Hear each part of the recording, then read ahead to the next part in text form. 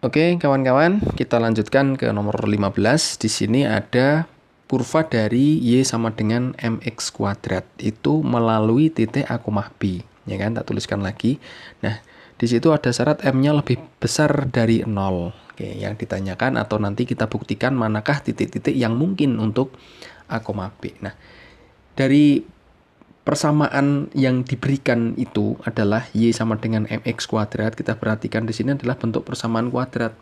Artinya ketika digambarkan ke dalam koordinat kartesius itu akan membentuk kurva tadi. Bukan garis lurus tapi kurva lengkung, bentuknya parabola. Bisa terbuka ke bawah atau terbuka ke atas gitu. Nah, karena di sini M-nya lebih besar dari 0, nah ininya M-nya lebih besar dari 0, artinya kurva itu terbukanya ke atas yang ini. Nah, ini untuk M lebih besar dari 0.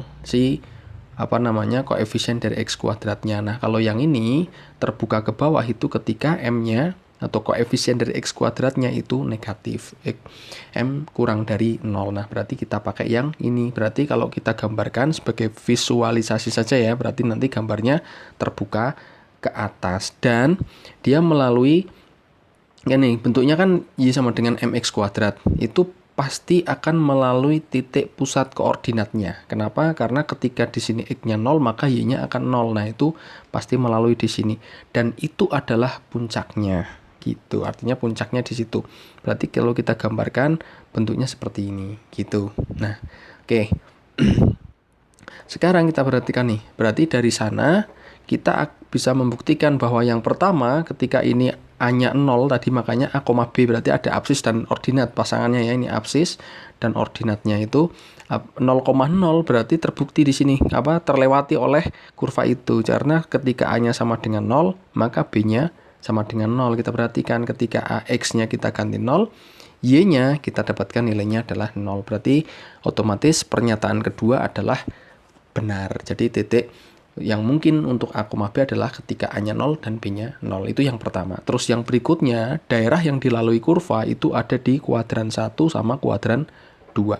Kalau kita perhatikan jelas bahwa di kuadran 1, X-nya atau absisnya atau dalam hal ini adalah A, itu nilainya lebih besar daripada 0. Ya enggak? Karena di sebelah kanannya X.